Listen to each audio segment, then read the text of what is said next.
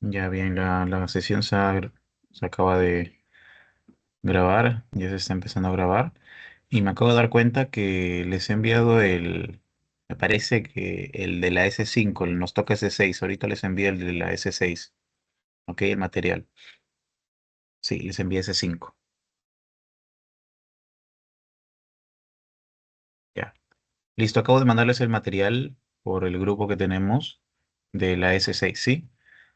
Bien, entonces voy a compartir mi pantalla y por favor, ¿alguien me puede decir si es que lo logra ver? Un momento.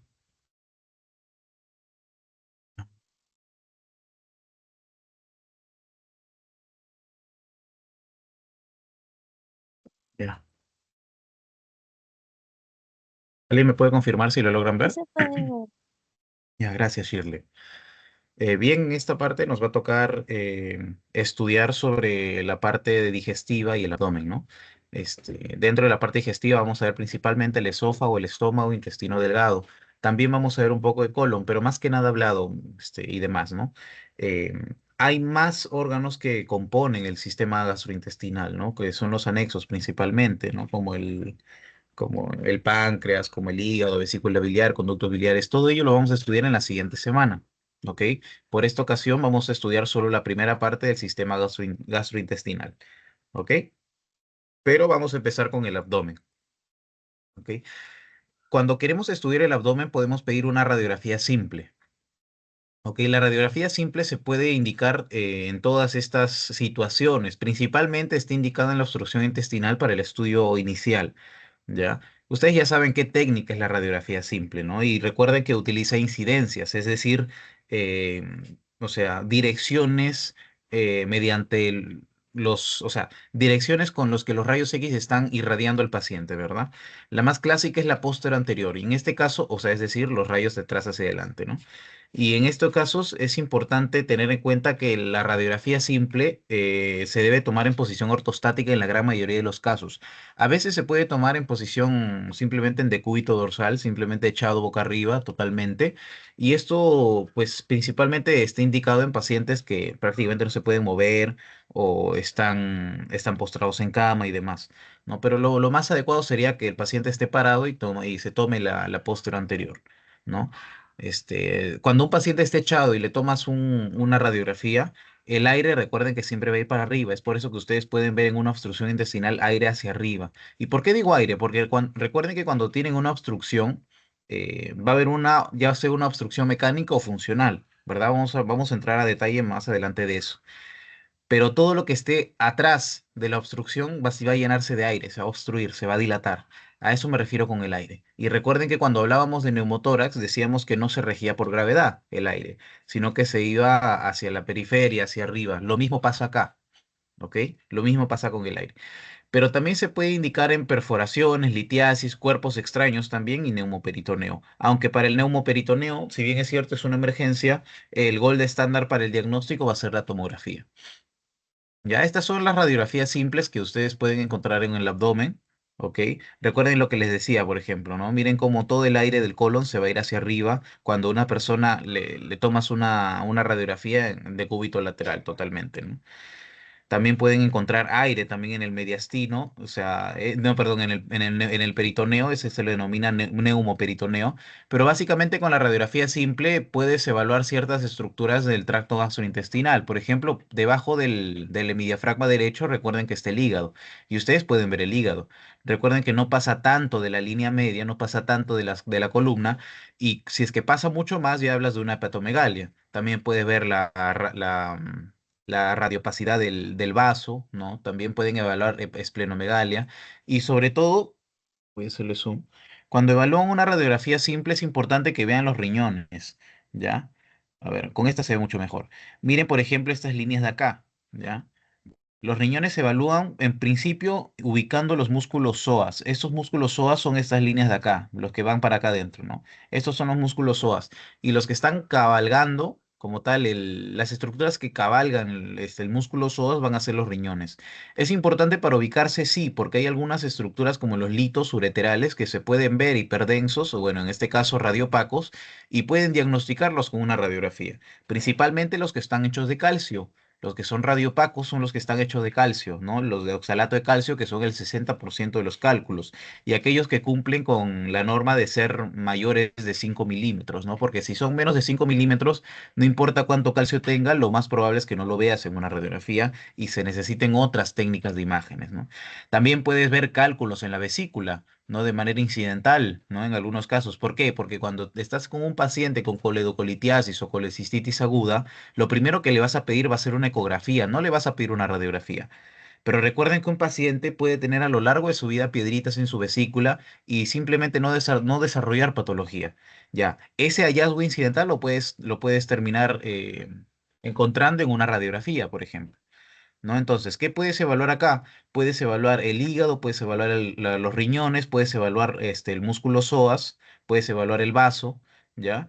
También puedes evaluar los intestinos, ¿ya? Recuerden que por ubicación anatómica, ustedes saben que el intestino grueso está hacia la periferia, mientras que el intestino delgado está hacia adentro. Si bien es cierto la densidad del intestino, o sea, del intestino delgado y del colon no va a estar bien diferenciada en una radiografía, es importante tener en cuenta los signos y los hallazgos que uno se puede encontrar en una radiografía simple, principalmente bueno, cuando sospechas de una obstrucción intestinal.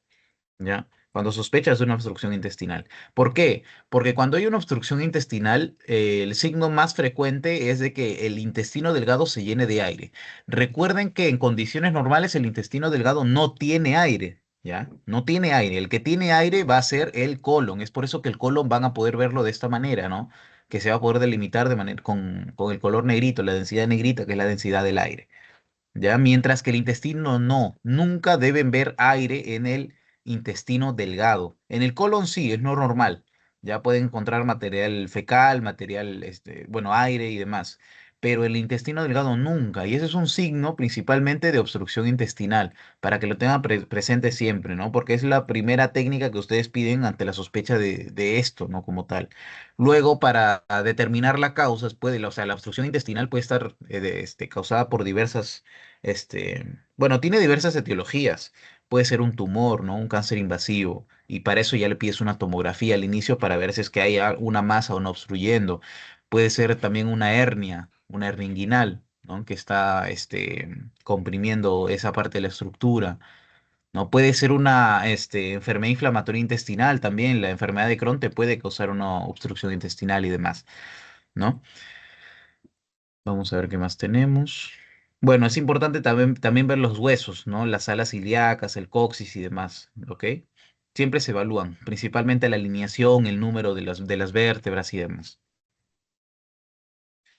Bueno, esto es solo para que, bueno, esta imagen es mucho mejor, ¿no? Para que vean, ¿no? Dónde se encuentran las estructuras. Estas líneas de acá vienen a ser los músculos psoas, lo que estábamos viendo, y a cabalgando vienen a estar los riñones, tanto el riñón derecho como el riñón izquierdo. Recuerden que el riñón derecho está ligeramente más abajo, más hundido que el riñón izquierdo. ¿Por qué? Porque el riñón derecho está siendo comprimido, aplastado por el hígado, principalmente, que está arriba, ¿no? En el cuadrante superior derecho. Y ahí en el cuadrante superior izquierdo va a estar el vaso, ¿ok? El vaso. Bien, vamos a hablar entonces sobre las causas del abdomen agudo. O sea, por abdomen agudo me refiero o sea, a ciertas enfermedades que atentan contra la vida del paciente principalmente, que causan un cuadro agudo de dolor, ¿ya? Que normalmente su solución va a ser quirúrgica. ¿Ok? Entonces, primero se tiene el ilio. Cuando se habla del ilio, ¿ya? Cuando se habla del ilio, o sea, se hace referencia a que el tránsito intestinal no está ocurriendo como debería ser, ¿ya? Es decir, hay algo que está obstruyendo o hay una enfermedad que simplemente está disminuyendo la peristalsis, ¿ya? A eso me refiero. Entonces, se tiene principio el hilio mecánico, pero también se tiene el hilio funcional. Vamos a hablar un poco del hilio mecánico. Ahora, ambos van a tener los mismos signos, tanto el hilio mecánico como el hilio funcional. Por esa parte no se pueden equivocar. Sin embargo, para el diagnóstico y demás es importante ver si es que es mecánico o funcional, ¿no? Causas de hilio funcional, por ejemplo, viene a ser el hipotiroidismo en coma mixedematoso, ¿no? Disminuye prácticamente todo el peristaltismo y te causa un hilio. Enfermedades Bueno, alteraciones hidroelectrolíticas del potasio, por ejemplo, te pueden causar hilio mecánico, hilio funcional. Y luego hilio mecánico va a tener una barrera física que está obstruyendo como tal el paso del intestino, ¿no? El paso de todo el material de la comida, ¿no? Entonces, como el hilio mecánico, en este caso, va a tener diferentes signos. Ya el principal signo que se va a ver va a ser el signo en pila de moneda, que viene a ser este de acá. Pero miren, por ejemplo, por ubicación anatómica, ustedes saben que el colon está lleno de aire, pero miren hacia adentro, está totalmente radiolúcido, negrito. Eso significa que hay aire en el intestino delgado y eso es patológico, ¿ya? Igualmente, miren este signo de grano en café, ¿ya? O de C, como le quieran llamar. Esto puede ser de colon también. No se puede llegar a un diagnóstico certero con una radiografía. Simplemente ustedes con una radiografía van a llegar al diagnóstico más temprano. ¿Ya? ¿Por qué? Porque cuando quieren llegar a una etiología, porque cuando quieren tener en cuenta cuál es la etiología del hilio mecánico, porque como les digo, puede tener varias, ¿ya? Van a tomarle una tomografía. La tomografía va a ser más sensible para encontrar la causa verdadera de este hilio mecánico. ¿Ya? Pero por mientras, como les digo, la primera, si le preguntan, la primera técnica de elección ante una sospecha de obstrucción intestinal va a ser la radiografía. Y si luego les preguntan con qué técnica determinan la causa del hilio mecánico, pues va a ser la tomografía. Ya la radiografía se pide primero, la tomografía se pide después para determinar la causa principalmente. Miren o sea, estos signos de aire en todo el intestino delgado, ¿no? Ahorita vamos a entrar a los signos más adelante, no se preocupen. Bueno, también aire puede ser mínimo, ¿no? Las bolitas de aire que se pueden encontrar, ¿no? Miren acá también el signo en pila de monedas que les mencionaba, ¿ok? Igualmente acá, ¿no? ¿Ya? Todo esto es básicamente aire en el intestino delgado, solo para que lo tengan presente, ¿ya? O sea, cuando ustedes vean, o sea, espacios negros en el medio, en la ubicación anatómica donde debería estar el intestino delgado, ya asocien lo que hay algo obstruyendo principalmente, hasta que demuestren lo contrario, ¿no? El paciente puede tener enfermedad electrolítica, hipotiroidismo, etcétera, ¿no? Entonces, a tener en cuenta esto, ¿no? Entonces, ya, y en el aire, ¿no?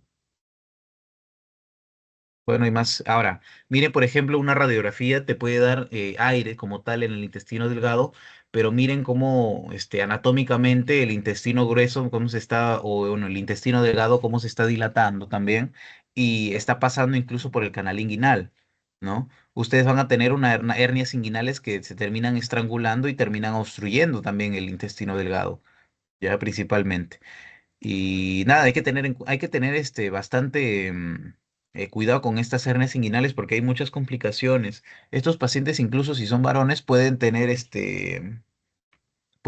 torsión testicular y eso básicamente termina dejando disfuncional al testículo. Entonces habría que tener cuidado con esto, ¿no? Eso se tiene que reducir quirúrgicamente principalmente. Ya ahí miren, en una radiografía pueden ver como tal el diagnóstico de obstrucción intestinal, ¿no? O sea, pueden determinar si hay aire en el intestino delgado y por ahí sospechar de una causa, pero finalmente la tomografía va a ser la decisiva.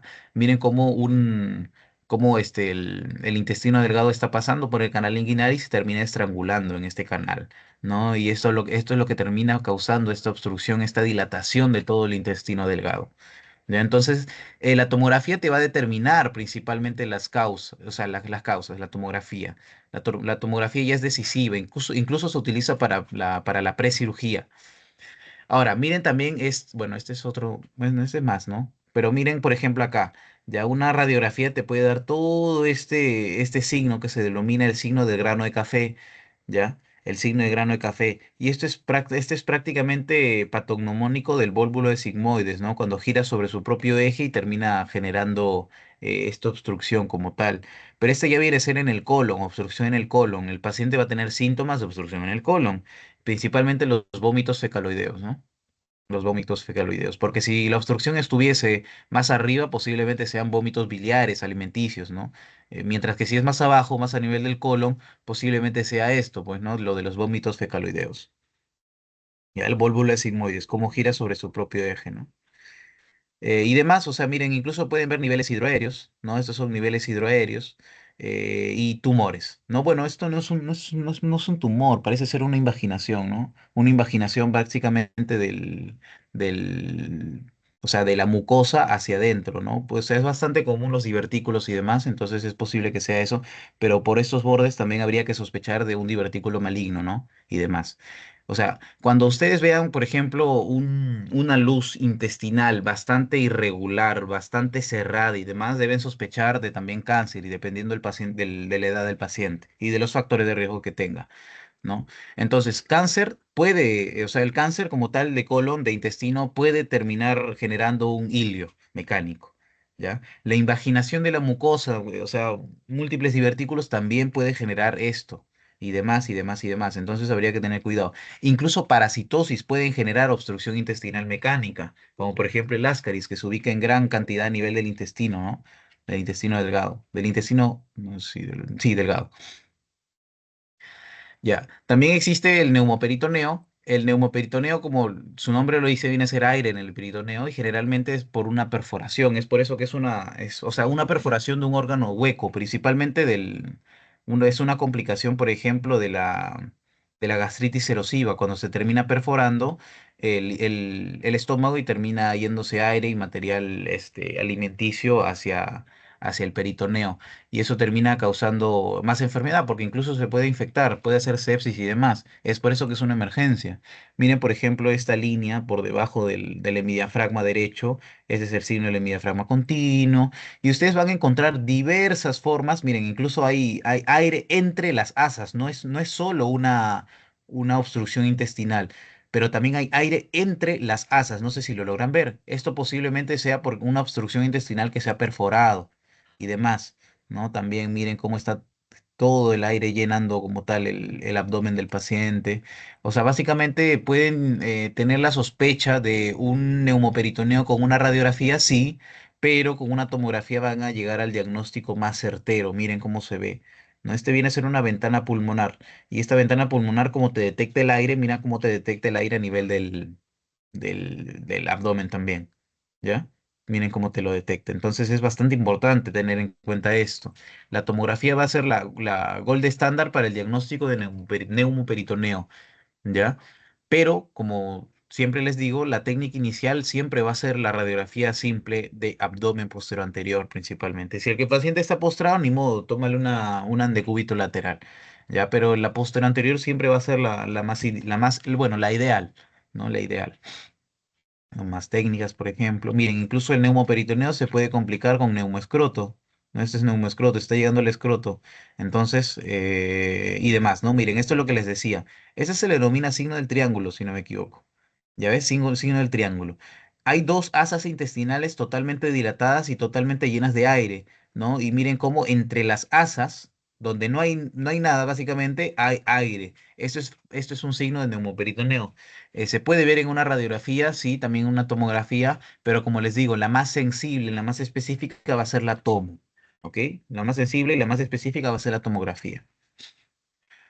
Miren, ¿no? Todo lleno de aire. Incluso hay niveles hidroaéreos, lo que significa que es un hidroneumoperitoneo, una combinación de los dos, ¿no? Aire, aire, aire, aire, aire, ¿no? Solo para que lo tengan presente. Miren, retroneumoperitoneo, ¿por qué? Porque está prácticamente delimitando los riñones, ¿no? Y básicamente es eso, la tomografía. Si les preguntan, primera técnica de elección, igualmente radiografía. Técnica ideal para el diagnóstico, pues va a ser una tomo, ¿ya? Eso sí. Y las causas siempre van a ser perforaciones de órgano hueco, ¿ya? Por ejemplo, en los intestinos, ¿no? Por ejemplo, el estómago, por ejemplo, el esófago, esos se pueden perforar y terminar derivando en neumoperitoneo, perdón.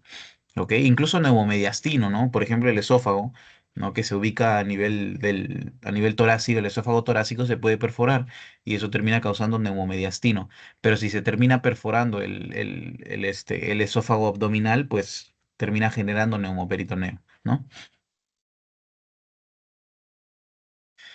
Ahora, la neumobilia también es una complicación poco frecuente realmente, es básicamente aire o sea, en los canalículos biliares, ¿no? Intra y extra, este, hepáticos. Miren cómo se ve en una radiografía. Lo pueden ver en una radiografía, pero la técnica gold estándar va a ser la tomo, ¿ya? Siempre va a ser la tomo en estos casos. Cómo se ve como un árbol ramificado y demás, ¿no? Que básicamente como tiene la densidad de aire, es aire, ¿no? Es aire en las vías biliares. Esto no creo que les pregunte. Esto tampoco realmente, pero siempre es importante tener en cuenta esto, ¿no? ¿Cómo diferencias una neumobilia de una de gas en la vena porta? Principalmente por la ubicación, ¿no? Si ustedes ven cómo es la neumobilia, básicamente todos van a terminar en un canalículo. ¿Por qué? Porque todos van a terminar secretando bilis, ¿no? Los hepatocitos secretan bilis y terminan uniéndose en un canalículo para llegar como tal a los conductos biliares extrahepáticos, ¿no? Todos, o sea, y de este uno es que se ramifican todos, mientras que cuando es gas en la vena porta es totalmente diferente, ¿no? Todos básicamente tienen sus propias ramificaciones, no es que se unan en un lado y demás. Así se puede diferenciar la neumobilia de un gas en la vena porta y demás, ¿ya? No se olviden, esto se ramifica, ¿no? Se ramifica y todos se terminan uniendo en una misma rama, ¿no? Mientras que el gas en la vena porta es totalmente diferente, ¿ok? Ahora, las calcificaciones. Las calcificaciones, esto sí es muy importante, ¿ok? Las calcificaciones se pueden encontrar en diversos lados. Puede ser una litiasis vesicular, ¿no? Puede ser una litiasis vesical de vejiga, uretral, etcétera, etcétera, etcétera, incluso renal, ¿ok? Entonces, incluso también de los huesos, ¿no? En enfermedades que son, productoras de hueso, puede ser una metástasis osteoblástica, ¿no? Productora de hueso, pero también puede ser o la osteomalacia, la osteopetrosis, que son enfermedades que te aumentan la densidad ósea, ¿no? Recuerden que aumento de densidad ósea no significa hueso más fuerte, ¿no? Aumento de densidad ósea también se traduce en fracturas patológicas, ¿ok? Eso es básicamente lo mismo que una osteopenia por osteoporosis, por ejemplo. O sea, no se asocia a mayor dureza, mayor fuerza del hueso, sino que también se fractura fácilmente. ¿Ya? Pero no solo eso, sino que miren acá, miren estos grandes cálculos que por ubicación anatómica sabemos que están en la vesícula, ¿verdad? Por ubicación anatómica sabemos que están en la vesícula, pero posiblemente este haya sido un hallazgo incidental, ¿no? Porque están dentro de la vesícula y demás. Esto posiblemente haya sido un hallazgo incidental.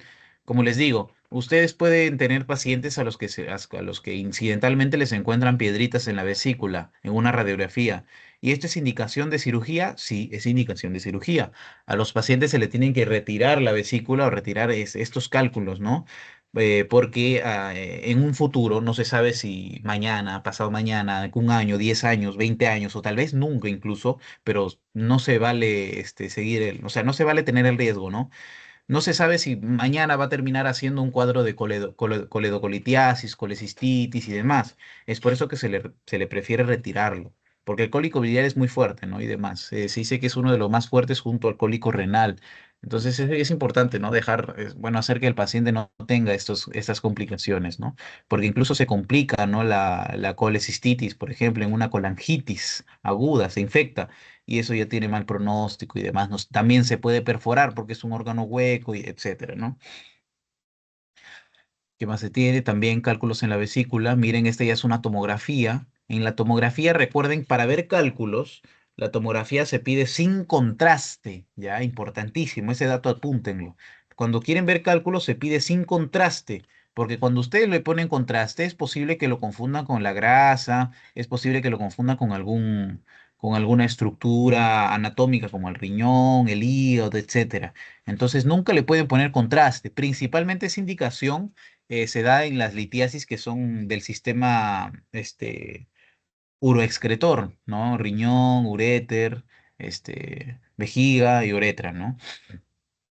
Como les digo, siempre se debe tomar sin contraste, ¿ya? Porque la mayoría de los casos los cálculos son hiperdensos y la grasa también es hiperdensa. Entonces, importante o sea, no hacer que se confundan uno con el otro, ¿ya? La mayoría está hecho de calcio, ¿ya? Oxalato de calcio principalmente. Hay otras composiciones de los cálculos, ¿no? Pero la mayoría, el 60%, al menos en los uroexcretores, o en los renales, van a ser de oxalato de calcio y es por eso que se ven hiperdensos y por eso la indicación es que no sea con contraste. Ahora, si es que, por ejemplo, tienes piedritas, ¿no? Y ya se infectó, ¿no? Si quieres ver que ya se infectó, ya ahí sí le pides una con contraste, ya, porque puedes ver inflamación y demás. Pero no solo eso, sino que, por ejemplo, ya lo tratas a un paciente que tiene colangitis aguda y no responde al tratamiento antibiótico, ¿no? No responde al tratamiento antibiótico, ustedes ya le toman una tomo con contraste para ver si es que existe algún absceso para drenar, porque los abscesos no responden, ¿no? Usualmente al tratamiento antibiótico cuando se complican con colangitis, ¿no? Pero bueno, miren, también se puede ver calcificaciones vesicales, no esta es ya la vejiga, igualmente acá, ¿no? O sea, básicamente, cuando ustedes encuentran unas calcificaciones en una radiografía, son hallazgos incidentales normalmente, porque por ejemplo, si ustedes sospechan de una coledocolitis, lo primero que van a pedir va a ser una ecografía. Si ustedes sospechan de una litiasis urinaria ureteral, lo primero que van a pedir es una ecografía. Ya ven, entonces todos estos hallazgos en radiografía, perdón, por lo menos van a ser hallazgos incidentales. Ya miren igual la vejiga del paciente. Igualmente, ¿no? La vejiga, bueno, esto parece estar prácticamente en la unión del uréter izquierdo con la vejiga. Igualmente, esto puede terminar dilatando, recuerden el uréter, todo el uréter y terminar generando una hidronefrosis y una uropatía obstructiva, básicamente, ¿no? Una enfermedad, bueno, una insuficiencia renal aguda posrenal, ¿no? Por obstructiva. Igualmente acá. Ya, miren, estos cálculos se denominan cálculos coraliformes, ¿ya? Estos cálculos coraliformes son interesantes, ¿por qué? Porque en principio el primer diagnóstico diferencial va a ser una nefrocalcinosis, una complicación del hiperparatiroidismo, que hoy en día como el hiperparatiroidismo tiene más, o sea, se ha estudiado más y tiene solución, se puede solucionar tranquilamente. En el caso del otro diagnóstico diferencial es un poco más complicado solucionarlo. ¿Por qué? Porque estos cálculos coraliformes que se encuentran en la pelvis y se extienden hasta las cálices y demás, normalmente se denominan cálculos de Struvita, ¿ya? ¿Y en qué pacientes se dan estos cálculos de Struvita? Se dan en pacientes que sufren infecciones urinarias a repetición, porque estos cálculos están producidos por los gérmenes que producen ureasa, ¿no? Que producen ureasa, como por ejemplo los más comunes, ¿no? Como el Proteus, ¿no? El Proteus mirabilis, que es uno de los ureasa positivos, incluso la E. coli. ¿Ya? Entonces es importante tener esto en cuenta. ¿Por qué? Porque normalmente cuando se tienen estos cálculos de Struvita, que son bastante grandes, ¿no? Que son bastante grandes, se necesita ya un tratamiento más invasivo para poder, con láser incluso, o con cirugía, ¿no? Para poder quitarlos y demás. Es mucho más común en mujeres porque las mujeres son más propensas a tener infecciones urinarias, ¿no? Pero como les digo, los principales diagnósticos que tienen que tener en cuenta si encuentran así unos cálculos coraliformes, va a ser la nefrocalcinosis, buscarle hipertiroidismo al paciente y también los cálculos de Struvita, ¿no? Ver si tiene historia reciente de múltiples hitos, ¿no? El paciente. Y bueno, con una ecografía también pueden ver calcificaciones sin ningún problema, pero recuerden que en la ecografía los cálculos se van a ver hiperecogénicos, blancos, con sombra acústica posterior, como ven acá. La sombra acústica posterior es anecogénica. ¿Por qué? Por el cambio, obviamente, de los ecos, ¿no? El eco que tiene acá dentro bueno, en este caso es del. Sí, en este caso es de la vesícula. Miren cómo adentro se ve totalmente negrito, ¿no? Anecogénico, porque está lleno de bilis. Y miren cómo si lo sometes a una hiperdensidad, una hiperecogenicidad, se termina generando una sombra acústica posterior. Una piedra siempre debe tener una sombra acústica posterior. Si ustedes no ven la sombra acústica posterior y dudan si ven también el cálculo, pero la sintomatología te dice que sí o sí la tiene, entonces pídele una tomo sin contraste, ¿ya? Pídele una tomo sin contraste que ahí sí lo vas a ver, ¿ok? Igualmente acá, miren, ¿no? Un cálculo en la pelvis renal, ¿no? Hiperdenso, se toma sin contraste, no se olviden, ¿ya? TS sin contraste, ¿por qué? Acá les pongo una comparación. Porque si ustedes le toman una con contraste, se pueden confundir, ¿ya? Yo también me confundiría, ¿no? Sin ningún problema. Porque si le toman con contraste, miren, prácticamente en alguna parte esto se va a terminar uniendo y van a pensar que es parte del mismo riñón incluso. Entonces es importante que se lo tomen sin contraste siempre, ¿ya? Porque se puede confundir no solamente con el mismo riñón, sino que también se puede confundir con grasa externa y demás cuando el paciente junta bastante tejido adiposo, ¿no? Y demás. Incluso el riñón tiene grasa perirrenal, ¿no? En una tomografía se ve mucho mejor, pero no estamos a la altitud de la grasa, ¿no? Este viene a ser el hígado, este viene a ser el vaso, ¿ok? También se pueden hacer reconstrucciones y y con las reconstrucciones también pueden dejar como tal el hito. Entonces, pero esto es mucho más caro, ¿no? Mejor pídenle una tesis sin contraste y ahí sí lo pueden hacer mucho mejor. ¿Ya? Bueno, más hallazgos incidentales, ecografía y demás, y un cálculo renal. ¿Ya? En el caso de la citis, ecografía, ¿ya? Asitis, ecografía directamente. ¿Por qué? Porque en la citis se necesita hacer una paracentesis, ¿verdad? Para quitarle el líquido acítico. Y esta paracentesis se puede hacer tanto de manera diagnóstica como de manera evacuatoria, cuando el paciente ya le compromete la función respiratoria, la ventilación. Y recuerde que el agua en una ecografía, como sí está pasando todo el sonido, todas las vibraciones, y no hay densidad que la regrese al mismo transductor, es por eso que se ve totalmente negro. Anecogénico, no hipoecogénico, es anecogénico, es la diferencia, que rodea principalmente el hígado. Pero la citis no se va a diagnosticar con una ecografía, ¿no? Lo ideal sería diagnosticarlo con el examen físico, porque es clínico, ¿no? La matidez desplazable, la matidez en el abdomen, etcétera, etcétera, ¿no? Entonces, nada de eso, miren, por ejemplo, acá, ¿no? Cómo está totalmente blanquito. No, bueno, totalmente lleno de agua, ¿no? Incluso tiene cálculos, miren acá, ¿no? También tiene cálculos vesicales. Igualmente acá. Ahora, también es diferente ver un hígado con esta. Bueno, esto lo vamos a ver la siguiente semana, ¿no? Pero miren estos bordes del hígado totalmente bien delimitados, o sea, bien romo, ¿no? Bien rectos y demás. Pero miren los bordes del hígado de acá. Está totalmente multilobulado. Está disminuido de tamaño. Está atrófico, ¿no? ¿Esto qué significa? Que este posiblemente sea un paciente cirrótico y este posiblemente sea un paciente que no lo es, ¿no? Simplemente.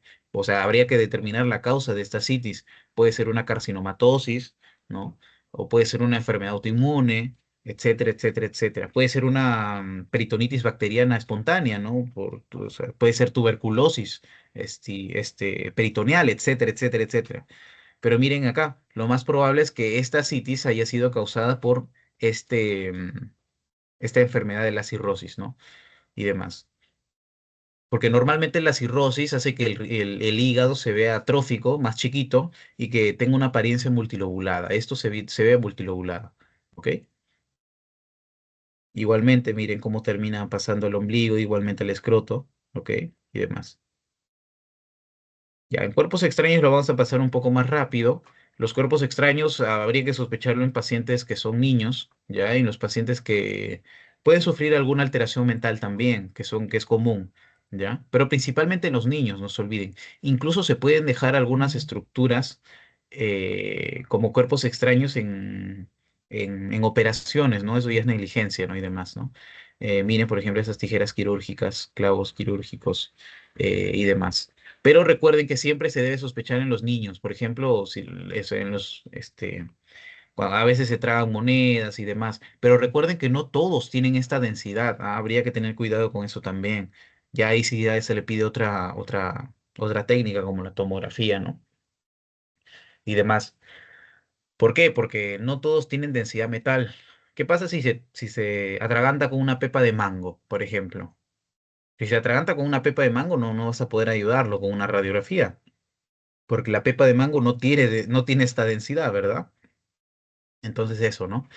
Y en el caso de la apendicitis, también es una enfermedad inflamatoria, ya que ataca el apéndice, que es el saco ciego a nivel o sea, es un saco ciego a nivel del colon, ¿verdad? Cuando empieza el colon ya está ahí nomás el apéndice, ¿no? Pero es un saco ciego que va hacia abajo, no va hacia arriba en el colon ascendente. Y demás, o sea, acá se ve mucho mejor. Miren cómo se ve totalmente dilatadas las paredes, totalmente gruesas. Esto ya es una apendicitis. La guía dice que se diagnostica apendicitis con una tomografía. Ojo, pero no siempre le piden una tomografía, recuerden. ¿Por qué? Porque ahora ya se utiliza más el criterio clínico en el caso de apendicitis.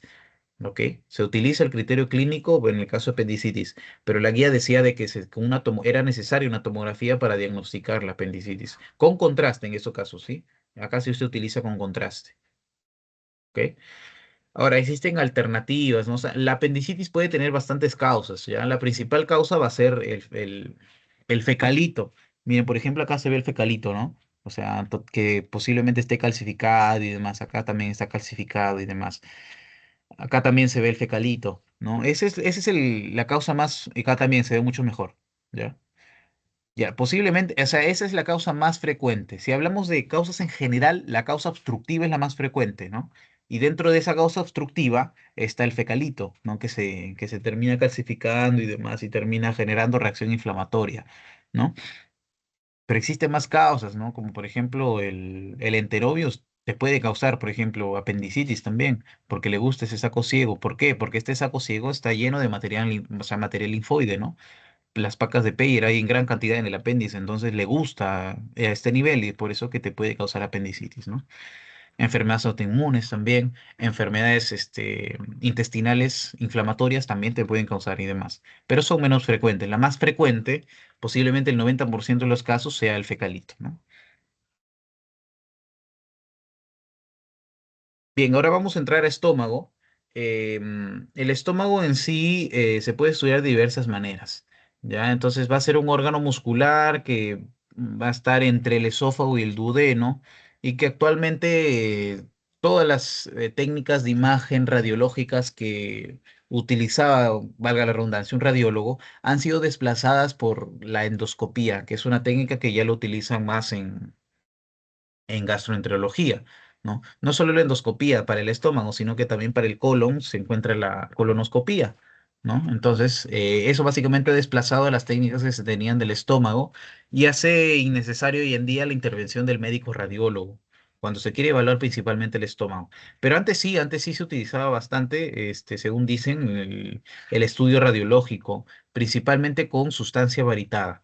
Cuando ustedes escuchan sistema gastrointestinal, no es contraste yodado, no es ningún otro tipo de contraste, no es radiofármaco, no es gadolinio, va a ser contraste varitado o vario, como ustedes le quieren llamar. Ya ese va a ser el contraste del sistema gastrointestinal, ¿ok? Vamos a ver cómo se ve entonces un examen con sustancia varitada, ya que es básicamente usando bario y demás. Así se puede ver. Miren, por ejemplo, así. ¿No? Así. Entonces, lo que se va a pintar básicamente va a ser la luz de los órganos huecos. ¿Ok? ¿Por qué? Porque miren, por ejemplo, puede tener acá una reducción de luz, por ejemplo, ¿no? Puede tener una reducción, puede tener un aumento. Cuando tiene un aumento ya se habla de que es una úlcera, ¿no? Porque las úlceras son soluciones de continuidad, van hacia adentro. Son como que casi perforaciones, no van hacia adentro. Pero no solo eso, sino que puede haber una irregularidad en la luz. Puede parecer como una manzana mordida, yo le digo, el signo de la manzana mordida. Y eso significa que hay una obstrucción de la luz irregular que posiblemente sea maligna, ¿no? Entonces, todo esto te permitía estudiarlo con un examen con sustancia varitada. Sin embargo, hoy en día la endoscopía está siendo mucho más utilizada y como les digo, es casi necesario la intervención del médico radiólogo. ¿Por qué? Porque este examen con sustancia varitada tenía sus indicaciones, ¿no? Miren, este en sí son las partes, el fondo, el cuerpo, el antro y, bueno, la prepilórica o pílora, ¿ok? ¿Por qué? Porque utilizaba doble contraste, ¿ya? Se utilizaba en principio aire para poder dilatar las estructuras y luego se utilizaba el contraste, pero tenía que ser rápido, porque al ser contraste líquido, el vaciamiento gástrico iba a ser mucho más rápido, entonces tenía que tomarse una imagen bastante rápida antes de que el vaciamiento se realice como tal, ¿no? Ahora, hoy en día las indicaciones de examen de sustancia varitada van a ser cuando la endoscopía está contraindicada. Pero aún así, casi las mismas contraindicaciones las va a tener la sustancia varitada. ¿Qué, por ejemplo, contraindicaciones tiene la endoscopía? Bueno, si ustedes revisan, por ejemplo, está el infarto miocardio agudo reciente, está la vía oral no permeable, por ejemplo, etcétera, etcétera, etcétera. ¿Ya? Y se pueden ver los pliegues que normalmente están engrosados y demás, ¿no? Pero se utilizaba doble contraste, ¿ok? Ahora, cuando uno quiere evaluar con una radiografía el estómago, no lo va a poder hacer básicamente. ¿Qué nomás solo vas a poder ver? La cámara gástrica, pero de ahí más no. Por ahí que te puede ayudar para ver una hernia para ver una hernia como tal del fondo gástrico que se denomina hernia hiatal, ¿no? Pero realmente va a ser muy infrecuente verlo incluso. Entonces la radiografía para el estudio del estómago no se utiliza. Solo se va a utilizar cuando utilizas sustancia varitada, porque este examen con sustancia varitada se utiliza rayos X, ¿ya? Solo si utilizas sustancia varitada, pero si no la utilizas, ¿para qué? ¿No? ¿Para qué? Vamos a ver también cómo diferenciamos úlceras con sustancia varitada, úlceras malignas, úlceras benignas y demás.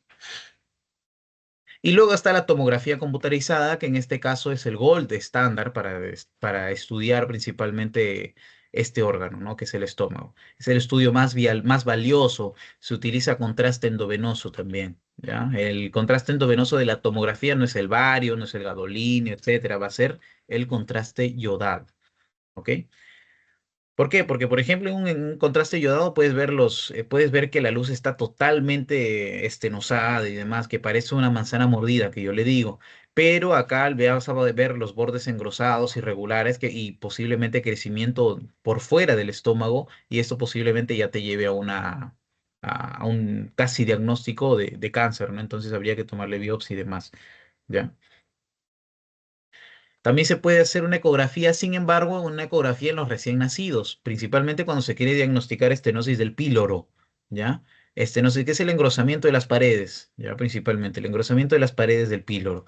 Más de eso no va a servir, ¿ya? Más de eso no va a servir. Tiene poca utilidad diagnóstica, es por eso que lo vamos a pasar rápido, ¿ya? Cuando tiene poca utilidad diagnóstica, a ver, chicos, lo que quiero que se aprendan acá en estos casos de los temas más largos son los datos más importantes. Si es que por ahí algún dato les dice que no es importante, eso sí, memorícenlo. No es importante y punto, ¿ya? Pero por otro lado, las técnicas que son más importantes, como la tomografía en el caso del estómago, sí es importante que lo tengan presente, ¿ya? Traten de ver qué cosas estudiar y qué cosas no. Eso sí es importante, ¿ya? Porque si es que tratan de estudiarse todo al pie de la letra, si bien es cierto, lo pueden memorizar si es que tienen buena memoria, pero no todos tenemos una gran memoria, ¿no? Entonces habría que saber qué cosas estudiar y estudiar en base de eso. Por ejemplo, estos datitos que les dan en clase y que posiblemente sean como tres, cuatro diapositivas, no sería tan necesario aprendérselos, ¿no? A no ser de que sean pediatras y más adelante, etcétera, ¿no? Lo requieran estudiar, pero realmente a día de hoy no creo, para al menos el curso, ¿no? Bien, vamos a ver entonces la diferencia entre úlcera benigna y úlcera maligna, ¿ya? La úlcera benigna, recuerden, paciente joven, va más allá de la luz gástrica y se ubica en la curvatura menor. Ambas, tanto la úlcera benigna como la úlcera maligna, van a ser imágenes de adición, ya ténganlo presente eso también, imágenes de adición. Vamos a ver por qué. Porque aumenta como tal la luz gástrica. Es como que un fondo de saco ciego que te está aumentando la luz gástrica. Ya, y bueno, recuerden que el diagnóstico de úlceras y demás va a ser endoscópico, pero vamos a ver cómo se ve el examen varitado. ¿Ya? Mire, por ejemplo, esta es imagen de adición, ¿ya? A esto me refiero con adición. Estás adicionándole algo más a toda la luz gástrica, ¿verdad? Le estás adicionando algo más a toda la luz gástrica. Pero ¿qué más pasa? Es que los pliegues, ¿no? Se están yendo un poco están como que convergiendo hacia la úlcera, ¿verdad? Esto viene a ser las líneas de Hampton, los pliegues, ¿no? Los pliegues y demás. Igualmente acá, miren, ¿no? En este caso ya es cuando ya está el vaciamiento gástrico y se está quedando sin contraste varitado el, el- el estómago. Pero miren, por ejemplo, acá cómo está tomando el contraste varitado y cómo termina generando acá una imagen de adición que viene a ser la úlcera, ¿ya? Ahora, la diferencia principal entre la úlcera, a ver, en principio, la úlcera duodenal es más frecuente que la úlcera gástrica. Sin embargo, la úlcera duodenal no siempre te genera síntomas, ¿ya? En principio. Pero ahora, la úlcera duodenal va a tener forma o sea, de treboloide, ¿ya? Treboloide, ya como lo ven acá. Mientras que la úlcera benigna va a ser de esta forma, ¿no? Va a estar bien delimitadita y demás. Mientras que la úlcera de acá, del duodeno, va a estar de esta forma. Ya la del estómago es diferente. Ya, si les ponen esto, directamente marquen una úlcera duodenal benigna. ¿Ya? Esa es la principal diferencia. Pero vamos a ver entonces o sea, vamos a ver cómo se diferencia entonces con una úlcera maligna. La úlcera maligna normalmente está asociada a una masa, a un tumor, etcétera. No es por eso que va a ser como que una imagen de una imagen de adición sobre una imagen de sustracción. ¿Ya? Esto se da no en pacientes pediátricos y demás, acá sí se me olvidó sacarlo, pero esto se da en pacientes adultos que también van más allá de la luz gástrica, pero que tienen factores de riesgo, ya en pacientes adultos mayores y demás, tienen factores de riesgo o tienen historia de tratamiento, o sea, tratamiento no continuado de de Helicobacter pylori, por ejemplo. Ya al inicio el Helicobacter pylori te puede dar esto, pero como recuerden que es oncogénico, este bacteria termina generando úlceras malignas. ¿Ya? A esto me refiero con una imagen de adición sobre una imagen de sustracción. Una imagen de adición, por ejemplo, va a ser este pequeño tumor, ¿verdad? Este pequeño tumor. ¿Por qué es un tumor? Porque está quitándole luz al estómago. Le está quitando luz, ¿ya? En principio este es un tumor, ¿verdad? Pero miren, por ejemplo, acá ya este blanquito que se llena de contraste ya viene a ser una úlcera. Este es el signo el de menisco de Karman, ¿ya? Importantísimo, porque eso seguramente preguntan. Esto preguntan en úlcera maligna y las líneas de Hampton preguntan en la úlcera benigna. ¿Ya? Entonces, esto es importantísimo. Nunca se olviden de esto al momento de su examen. Ya, al menos una pregunta de esto va a venir. Ya ahí se aseguran su punto, ¿no? Y demás. Entonces, los tumores se van a ver como imágenes de sustracción, le están quitando luz al estómago, ¿ya? Y las úlceras se van a ver como imágenes de adición, están agregándole como que luz al estómago. No es por eso que viene a ser una imagen de adición sobre una imagen de sustracción. Este viene a ser un tumorcito, ¿no? Y demás. Ese se lo domina el signo del menisco de Karman. ¿Ya? Ahora, también cuando ya va pasando, o sea, no, como ya pasó el contraste, ¿no? Por el píloro, es importante también ver los pliegues, cómo los pliegues se vuelven más engrosados, más irregulares, que también van hacia el, hacia la úlcera, ¿no? Y demás, miren, ¿no? Los pliegues engrosados, irregulares y demás, pero los pliegues están sobre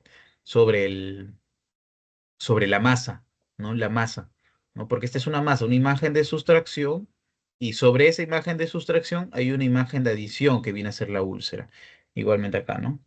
Y demás. Esa es la diferencia entre una úlcera benigna y una úlcera maligna. Ahora, hoy en día, la endoscopía va a ser muchísimo más utilizada, ¿ya?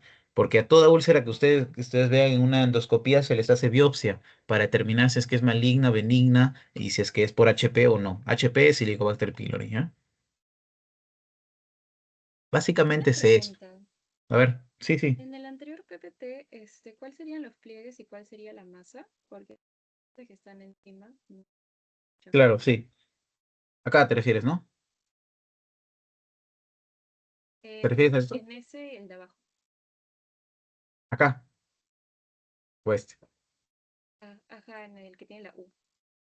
Ya. Este viene a ser la úlcera porque es una imagen de adición, ¿verdad? Pero miren, todos estos pliegues vienen a ser la masa irregular. Este viene a ser la masa. Normalmente está asociada a masa, igualmente acá. No solo es que este no tiene tantos pliegues. Cuando tiene pliegues ya es prácticamente cáncer, ¿no? Así me decía mi doctora de gastro. Me decía que cuando ustedes ven pliegues en el tumor, que son irregulares, que incluso son sangrantes y demás, ya asocienlo a cáncer, ¿no? Que lo más probable es que sea cáncer. Pero esta es la masa. O sea, esta es básicamente la masa, ¿no? Y este de acá chiquitito viene a ser la úlcera. ¿Vale? Sí, gracias. Ya. Solo es que diferente se va a ver acá, ¿verdad? O sea, una masita. O sea, es básicamente una imagen de adición sobre una imagen de sustracción. Ese es el signo del menisco de Karman. Ya, este es básicamente para que vean los pliegues, nada más cómo son irregulares en algunos casos y demás. Mientras que en estos vienen prácticamente de la curvatura menor, ¿no? Son más delgaditos, van de la curvatura menor. No es que está sobre una masa, entonces es una úlcera benigna, ¿ya? Ya. Vamos a ver entonces pólipos. En el caso del pólipo va a ser imagen de sustracción. Es como una masita chiquita, pero realmente no va a ser un problema. Y ese es un pólipo. Es decir, le quitan luz como tal al estómago. Son poco comunes. Lo más común de los pólipos es encontrarlo en el intestino, ¿no? También se puede encontrar incluso en la vesícula y demás, ¿ya? Esos son los pólipos, estos pequeños tumores, no sé si llamarlos tumorcitos, bolitas que se pueden encontrar en la mucosa del estómago y demás, básicamente es esto, o sea que baja la atenuación, no se deposita ahí el contraste varitado, y eso hace que disminuya como tal la luz del estómago. Ya solo para que lo tengan presente. En una tomografía también lo pueden ver y demás. ¿Ya? Ahora, en la teoría les han puesto mil y un diagnósticos realmente, bueno, mil y un enfermedades. Les repito, la gran mayoría va a ser hoy en día diagnosticadas con endoscopía. Ni siquiera un radiólogo ve estas imágenes hoy en día porque las endoscopías son mucho mejores, ¿no? Como les digo. Entonces, como les digo, los datitos que por ahí me he quedado más tiempo en que ustedes entiendan, ¿no? Sí son muy importantes y sería bueno de que los tengan presente y los estudien. Pero de ahí, estudiar el resto, sí les pido por favor que sean un poco más, o sea, que se entiendan un poco o se tengan fe ustedes mismos porque posiblemente esto no lo vayan a preguntar. Porque como les digo, lo que lo diagnostica hoy en día va a ser la endoscopía. Les pusieron la gastritis erosiva. En principio, gastritis se va a diagnosticar con una endoscopía, ¿ya? Son pliegues engrosados en toda la pared posterior, no solo en el fondo gástrico y demás, ¿no? Básicamente en un examen varitado lo pueden ver así, pero no solamente una gastritis erosiva se va a ver de esta forma, sino que hay otras enfermedades que también lo ven así. Entonces, como les digo, miren, incluso esos puntitos, esto es más erosiva que esto incluso. Esto es más erosiva. Ya son varios puntitos y demás, ¿no? ¿Ya? Pero realmente el diagnóstico siempre va a ser con una endoscopía. Como les digo, no hay mucho detalle que se pueda ver de acá, ¿no? Como tal. Igual con las neoplasias, recuerden que un examen de imágenes nunca te va a dar el diagnóstico de algo, ¿ya? Un examen de imágenes no te puede dar el diagnóstico de un cáncer principalmente. ¿Que puedes tener la sospecha radiológica? Sí, puedes tener la sospecha radiológica, pero es necesario siempre hacerle biopsia. ¿Ya? Siempre es necesario hacerle biopsia. Por ejemplo, este leiomioma ulcerado, miren este leiomioma a nivel del fondo. ¿Y por qué sé que está ulcerado? Porque miren acá, ¿no? Hay una imagen de adición sobre una imagen de sustracción, ¿ya? En principio este viene a ser signo del menisco, entonces piensan en una úlcera maligna, ¿verdad? Pero, como les digo, en radiología no todo va a ser 100% patognomónico, no todo va a ser 100% verdad, por así decirlo, no todo cumple las reglas. ¿Por qué? Porque esto no va a ser un tumor maligno, ¿ya? Esto va a ser un tumor benigno, que simplemente crece, tiene efecto de masa, pero que crece lento, no invade, no tiene metástasis ni adenopatías, por ejemplo, ¿no? Pero cumple, ¿no? Cumple como tal el menisco de Karman, porque es una imagen de adición sobre una imagen de sustracción, pero no todo va a ser verdad, no todo va a ser 100% como tal. E incluso tiene un poco de hernia hiatal, no sé si lo logran ver acá, ¿no? Como parte del fondo está pasando este, por el orificio yatal del esófago inferior y termina generando esta hernia yatal como tal, ¿no? También hay lipomas y demás, pero les repito, realmente diagnosticar o sea, con exámenes de imágenes no va a ser lo ideal, ya nunca va a ser lo ideal. El diagnóstico siempre va a ser con biopsia. Igualmente las malignas, que en estos casos son bordes irregulares y demás, que los bordes, bueno, que los pliegues mucosos son deformes, que se refiere a esto, que esta estenosis de los órganos, bueno, de los órganos huecos principalmente, porque esto también se cumple en intestino delgado, en intestino grueso, etcétera. También en la vesícula se puede ver esto de acá, ¿ya? Entonces, nada, tener en cuenta eso, que un diagnóstico nunca se va a llegar con una técnica de imagen, ya siempre se va a dar con biopsia. Miren, por ejemplo, acá, ¿no? Ese sí es también ulcerado, ¿ya? Y a ver, vamos a ver si encuentro una imagen por acá. Ya, esto es lo que van a ver ustedes con el varitado. A esto quería llegar. Esto yo le denomino el signo de la manzana mordida, básicamente, porque es básicamente una manzana mordida, ¿verdad? Y es importante tener esto en cuenta porque esto posiblemente sea esto de acá, ¿no? Posiblemente, como les digo. Recuerden que el examen varitado solo te va a ver la luz, solo te ve la luz, no te ve no te ve los bordes, no te ve la mucosa, no te ve nada. Mientras que una tomografía te ve mucho mejor esas cosas, ¿no? Y es más, la tomografía no te permite ver, no te permite hacer una biopsia, mientras que la endoscopía sí. Recuerden que la endoscopía llega hasta la segunda porción del duodeno, entonces el estómago lo va a poder estudiar tranquilamente. Es más, el endoscopio no va a poder pasar por este lado, ¿no? Porque está totalmente estenosado.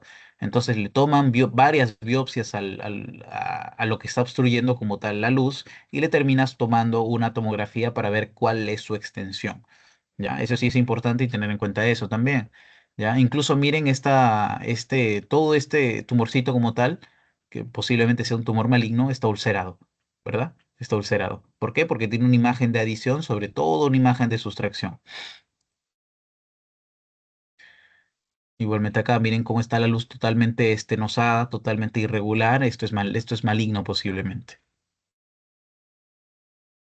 Ya, hay también formas como tal de neoplasias malignas, como son las linitis. Se tiene la linitis gástrica, linitis plástica, pero les repito, el diagnóstico va a ser netamente con histología, ¿ya? Ambas son, principalmente la linitis, gástrica va a ser, posiblemente la última etapa de cáncer que hay. O sea, pero es poco usual. O sea, hay una división en la clasificación del cáncer mediante endoscopía donde se le denomina del 1 al 4. Si no me equivoco, la clasificación se llama Bowman. Dentro de la 4 está, por ejemplo, las linitis, ¿ya? Las linitis, pero son poco usuales. Casi nadie llega a la 4. La mayoría se queda en 3, incluso en uno. Entonces, igualmente, el diagnóstico va a ser netamente con biopsia. Realmente sería falso decirle que lo pueden diagnosticar con algún signo y demás. El diagnóstico es biopsia y endoscopía, ¿ya? O sea, prácticamente no hay mucho que decir acá. Posiblemente que tiene forma en bota de vino, sí, pero hay otras enfermedades que vamos a ver después que también tienen forma en bota de vino. Ya se tiene la linitis gástrica y linitis plástica, ya que obviamente son neoplasias malignas, pero como les digo, son poco usuales, pero son las más graves, ya son las más graves. Estos pacientes prácticamente tienen pronóstico reservado, ¿ya? Engrosamiento difuso, etcétera, infiltración tumoral masiva, miren este caso, ¿no? Y demás. El linfoma gástrico en este, perdón, ya ahora sí. El linfoma gástrico también va a tener forma en bota de vino. Entonces habría que tener en cuenta eso también como diagnóstico diferencial, posiblemente, ¿no? De la rinitis gástrica con el linfoma gástrico. ¿Ya? Pero el linfoma gástrico dentro de los linfomas es mucho más infrecuente. ¿Ya? Es muchísimo más infrecuente. Este es el signo de la bota de vino, a esto me refiero. ¿Ya? Lo que utilizaban en las guerras y demás, en las trincheras y demás, ¿no?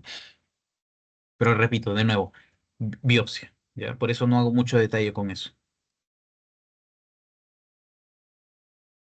Bien, vamos a ver un poco de intestino delgado. El duodeno, entonces, va a ser la primera porción del intestino delgado. Recuerden, o sea, o sea, existe duodeno, yeyuno e ilio, ¿verdad? Entonces, la primera parte va a ser el duodeno. Este duodeno va a tener cuatro porciones, porción uno, 2, 3 y 4. En la segunda porción es donde desemboca la ampolla de váter. ¿Ya? Entonces, y es esta ampolla de váter importantísima porque en la segunda porción es donde sale el material que se expulsa por los canalículos de la vesícula biliar con la bilis y de los canalículos pancreáticos con el jugo pancreático, ¿no? Claro, con el jugo pancreático, con todas sus proteínas y demás para hacer la digestión. Entonces, el duodeno tiene cuatro porciones, tiene forma en C, recuerden, y está alrededor de la cabeza del páncreas. Esto es importante porque la gran mayoría de tumores pancreáticos, por ejemplo, se ubican en la cabeza. ¿Y qué pasa cuando se ubican en la cabeza? Obviamente la cabeza del páncreas, ¿no? Porque hay cabeza, cuerpo y cola. Pero en la cabeza del páncreas, lo más frecuente es que termine afectando este, la correcta evacuación de la bilis por los canalículos biliares, termina obstruyendo y termina generando como tal, Es por eso que también, como no está, como está obstruyendo la salida de la bilis, termina generándote hiperbilirrubinemia directa, porque ya se ha conjugado la bilirrubina. O sea, está conjugada, solo que no puede salir. Es por eso que aumenta la bilirrubina directa, ¿no? Y demás. Entonces te puede dar cuadros obstructivos, los tumores de cabeza de páncreas, ¿no? Te eleva la bilirrubina directa, te vuelve ictérico y demás. Porque hay incluso una porción del colédoco que está dentro de la cabeza del páncreas. Y si es que hay un tumor de la cabeza del páncreas, lo obstruyes y no permitas que salga. Incluso se complica con infecciones esa zona, ¿no? Porque es prácticamente como si tuvieras una coledocolitis, entre comillas, ¿no? Se termina complicando, termina infectándose y puede generarte colangitis y demás, los de la cabeza de páncreas. Así debutan, ¿no? Los de la cabeza de páncreas. Pero bueno, vamos a hablar del duodeno entonces. Se extiende desde el píloro hasta el ángulo duoyeyunal. ¿Ya? Antes se utilizaba la duodenografía, es lo mismo, utiliza contraste yodado, perdón, contraste varitado. Todo lo que es con del tracto gastrointestinal es contraste varitado, ¿ya? Pero en estos casos era mucho más difícil hacerlo, porque según lo que decía la teoría es que se necesitaba por lo menos 2 días antes hacer la preparación con el paciente. ¿Ya? ¿Por qué? Porque era importante primero, en principio ponerle el contraste yodado, pero también era importante ponerle la sonda con oliva de metal la noche anterior, por donde iba a pasar prácticamente todo, ¿ya? Y como era un procedimiento bastante doloroso, también era necesario ponerle anestésicos locales, ¿no? Como la silocaína. Hoy en día prácticamente no se usa absolutamente nada. También utilizaba el doble contraste que les mencionaba, ponerle el contraste y inmediatamente ponerle la sustancia efervescente para dilatarlo.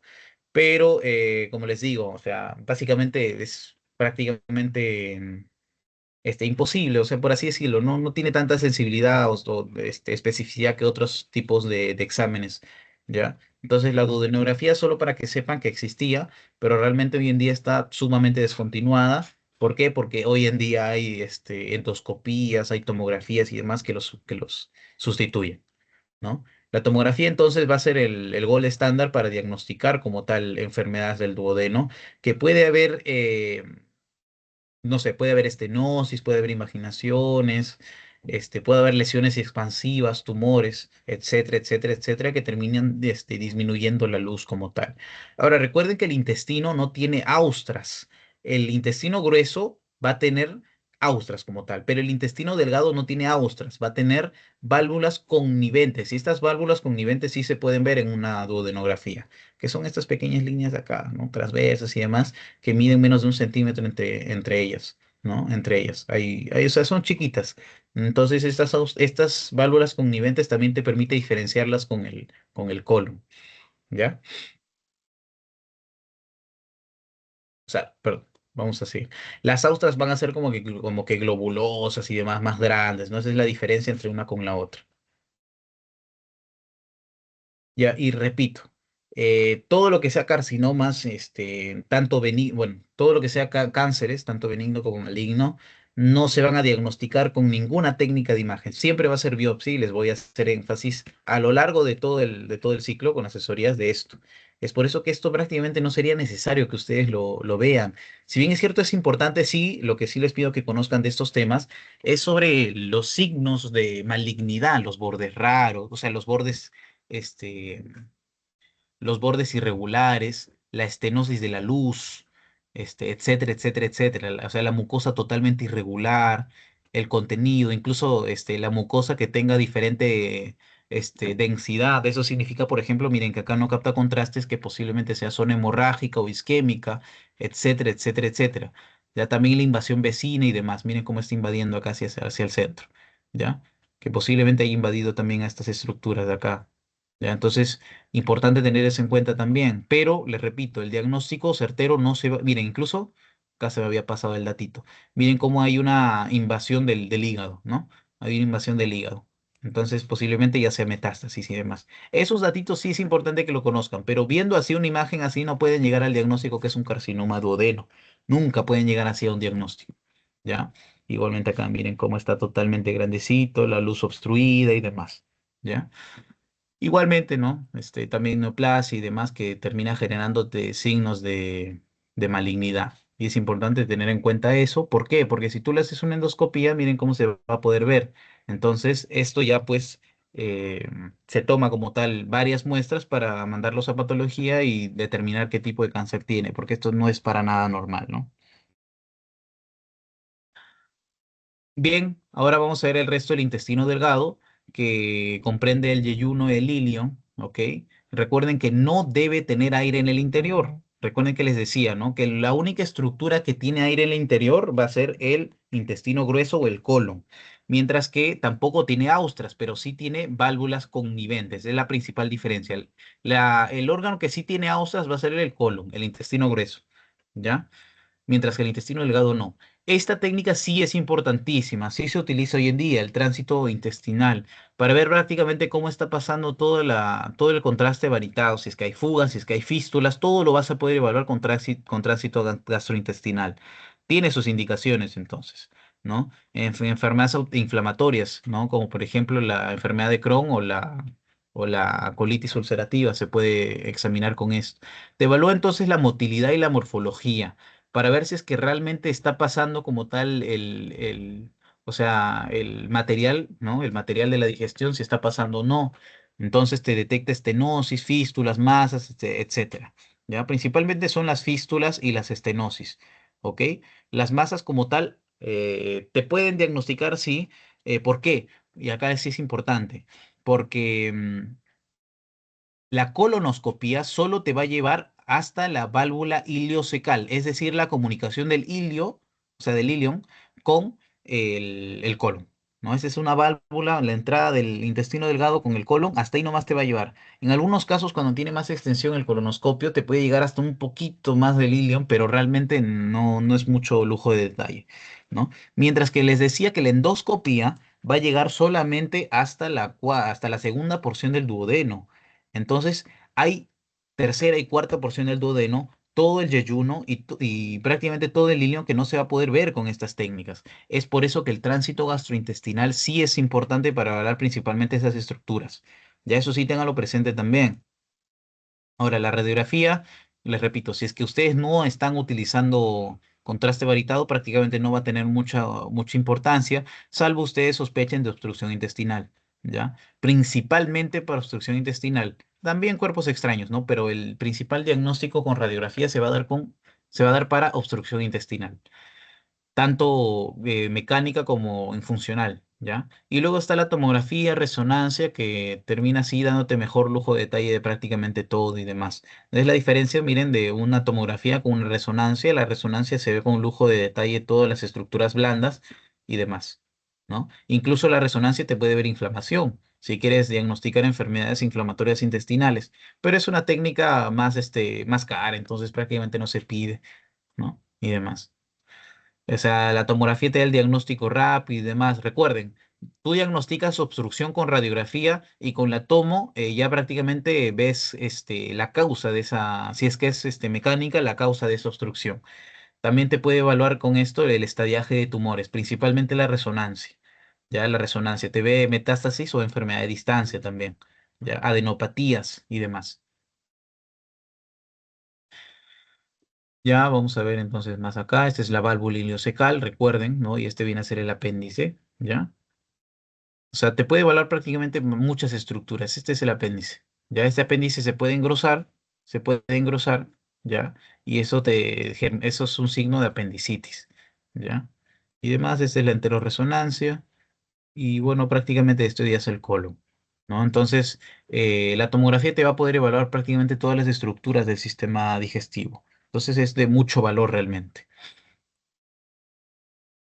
Y vamos a ver entonces la obstrucción intestinal. Esto sí les van a preguntar, ya, esto sí les van a preguntar. Los signos de obstrucción intestinal.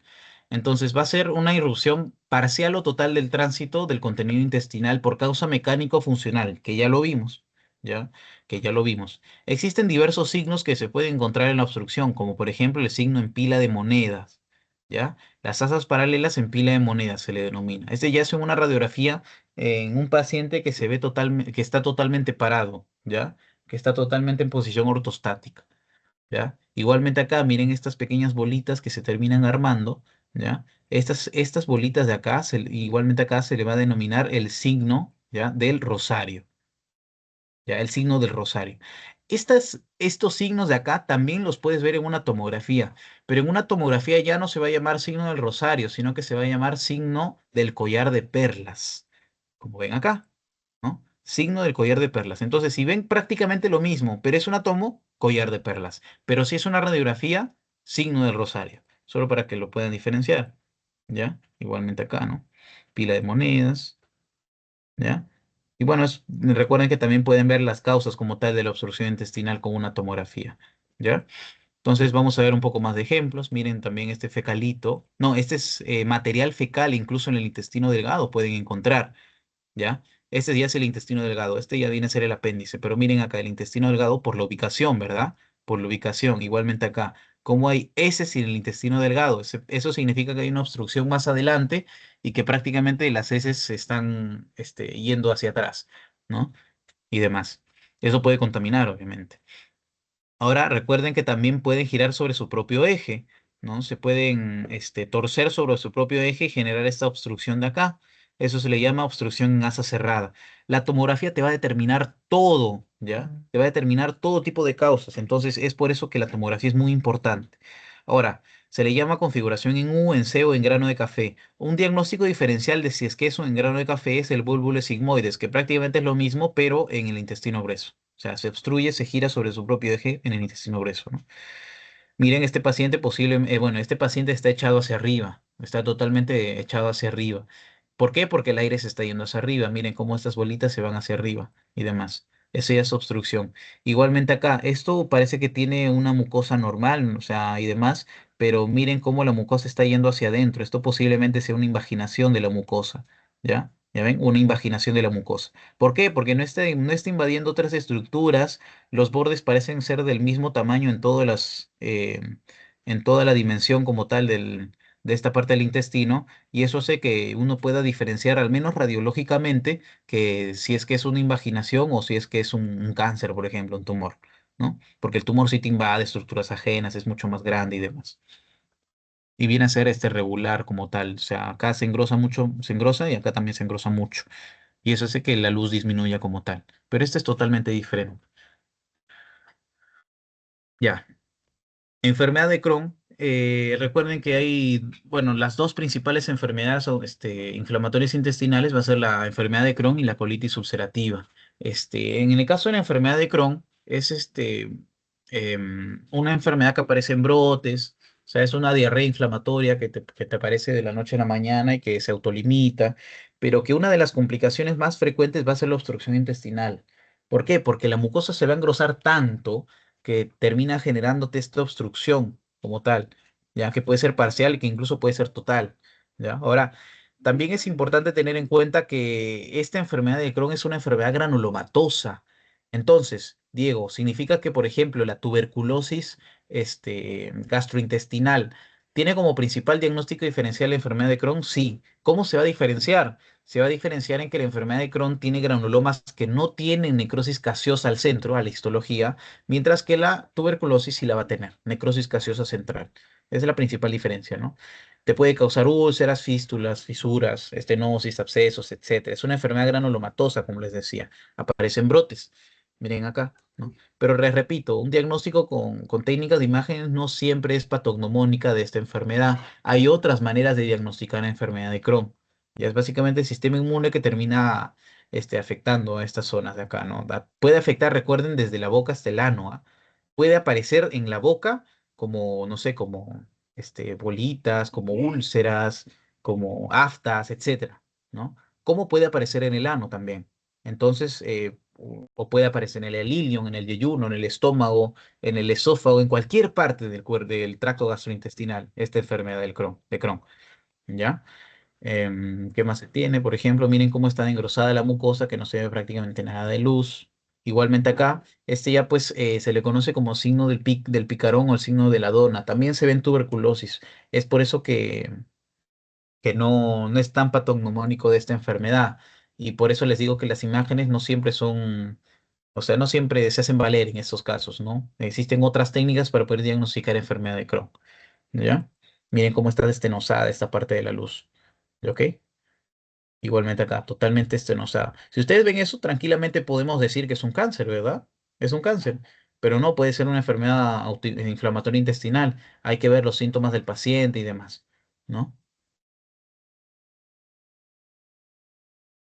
¿Qué más tenemos? Bueno, las fístulas que se pueden hallar con una tomografía o con una resonancia, que son uniones anatómicas que no se deberían dar, pero que se terminan dando por una comunicación aberrante, ¿no? Por ejemplo, en este caso que se termina uniendo como tal o sea, las asas intestinales delgadas con otras asas intestinales delgadas, enteroentérica, ¿no? Pero también puede ser del asa intestinal gruesa con el asa intestinal delgada, enterocolónica, etcétera, etcétera, etcétera. Puede haber diversas formas, ¿no? de fístulas. También incluso en algunos casos los conecta, por ejemplo, con la vejiga, los conecta con los órganos genitales, etcétera. Entonces las fístulas pueden, y es necesario tener una resonancia en el caso de las fístulas porque estas fístulas se terminan solucionando con cirugía, ¿no? En la gran mayoría de los casos, y eso, o sea, es importante eso. Ahora, ¿por qué la enterocolónica vendría a ser una emergencia en estos casos? Porque del colon puede haber translocación bacteriana de todos los gérmenes que se tienen en el colon hacia el intestino y generar lesiones, incluso sepsis, ¿no? En el paciente. Y la TB enteroperitoneal, lo que les decía, cuando ustedes ven, bueno, escuchan TB, asócienlo a todo lo que ustedes pueden pensar realmente, a toda la deformidad, lesión lo que pueden pensar en el momento, fístulas, abscesos, este, no sé, signo del picarón que les decía, estenosis, úlceras, pólipos, todo, deformidades, asócienlo a todo, eso te puede dar la TB. Y les repito nuevamente, con un examen de imágenes no vas a diagnosticar una TB, ahí ya se pide una biopsia y demás, ¿no? Incluso el paciente tiene diagnóstico previo, en la gran mayoría de casos, de TB pulmonar, ¿ok? Pero básicamente es esto, ¿no? O sea, te inflama prácticamente todo el tracto gastrointestinal. Bueno, en este caso estamos en el intestino y demás. Ahora vamos a hacer un pequeño zoom solo para que lo vean. ¿No? Cómo está totalmente deforme. Miren cómo hay inflamación también entre las asas intestinales. Igualmente acá hay inflamación, ¿ya? Y deformidad, principalmente son deformidades. Con una endoscopía ya lo pueden, bueno, endoscopía solo si es que llega a la segunda porción, pero se puede diagnosticar también con una colono, porque la TB enteroperitoneal también te lleva o también invade el colon en la gran mayoría de los casos, ¿ya? Y normalmente hace peritonitis bacteriana, o sea, es decir, se termina perforando una cinta intestinal contaminada y termina yéndose hacia el peritoneo, y el peritoneo se termina inflamando, genera ascitis y demás, ¿no? Entonces eh, puede causar peritonitis bacteriana espontánea también, ¿no? Bueno, linfoma no vamos a entrar a detalle porque los linfomas se diagnostican con biopsia, ¿ok? Y bueno, esos son tumores también de las células intersticiales de Canjal. Tampoco vamos a entrar a detalle porque es netamente con biopsia, ¿no? Bien, acá sí es importante tener en cuenta los datos, ya cuando evaluamos eso, cuando se va a evaluar esófago, porque hay muchas enfermedades que afectan al esófago. ¿Ok? Recuerden que esta estructura no va a tener serosa, lo que hace bastante frecuente la diseminación de los cánceres hasta a esta zona principalmente. Ya no tiene una cobertura que lo proteja y demás. Es un tubo muscular, un conducto que une la boca con el estómago y lo reviste por un epitelio polistratificado plano no queratinizado de 20 centímetros aproximadamente y es considerado como parte del mediastino. Recuerden que hay parte del esófago, el esófago cervical, hay parte del esófago torácico y hay esófago abdominal también. ¿Ya? Entonces, todo eso se puede estudiar con técnicas de imágenes, sí, ¿no? Miren, este es el esófago. Recuerden que tiene estrecheces, ¿ya? Tiene cuatro estrecheces principales, ¿ya? La primera estrechez va a ser el botón aórtico, el de acá, ¿ya? La segunda estrechez del esófago va a ser el bronquial izquierdo, el tronco bronquial izquierdo. La tercera va a terminar siendo la aurícula izquierda y finalmente la unión gastroesofágica o también llamada cardias. Son cuatro estrecheces. Esto sí lo preguntan. Ya, esto sí lo van a preguntar. Posiblemente les pongan, no sé, uno, dos, tres, cuatro y les digan qué cosa es tres. Entonces siempre, al menos por ubicación anatómica, deben ubicarse, valga la redundancia, ¿no? Este viene a ser el botón aórtico, recuerden, ¿no? Entonces, por este botón aórtico, este callado aórtico es que se estrecha el esófago. Luego se tiene el tronco bronquial izquierdo, ¿no? Recuerden que se divide a nivel de T5 aproximadamente, debajo de la carina, ¿no? Entonces, este también genera una estrechez del esófago. Igualmente, toda esta estructura que es la aurícula izquierda y finalmente la unión gastroesofágica, que termina siendo un orificio acá a este nivel, o también llamada unión hiatal, ¿ya? Es por eso que cuando el fondo del estómago pasa pasa por encima del cardias, se le denomina hernia hiatal, ¿ya? Y demás. También se utiliza contraste varitado. Hoy en día el esofagograma se le denomina con contraste varitado, sí es utilizado, mucho más utilizado que los otros exámenes varitados de otros órganos, ¿ya? Entonces, la radiografía con contraste varitado es el gold estándar para estudiar el esófago. En algunos casos, no siempre, ¿ya? Pero en la mayoría de los casos, sí, ¿ya? Bien, vamos a ver entonces lo que es el esofagograma con sustancia varitada. Recuerden entonces que al principio va a tener una etapa de fluoroscopía que se observa el pasaje del vario hasta el estómago. Es donde prácticamente lo van a ver por completo, o sea, todo el vario, o sea, el esófago lleno de vario. ¿Qué es lo que pasa cuando le suspendes el vario? Le suspendes el pasaje del vario al paciente y va a ver como tal los pliegues longitudinales del esófago. ¿Ya? Es la principal diferencia. Y finalmente se tiene el de doble contraste cuando lo terminas llenando como tal de material efervescente, de aire, y termina como tal estudiando la mucosa, es decir, los bordes del estómago, perdón, del esófago, ¿ya? Eso sí es importante, eso sí me gustaría que lo tengan presente.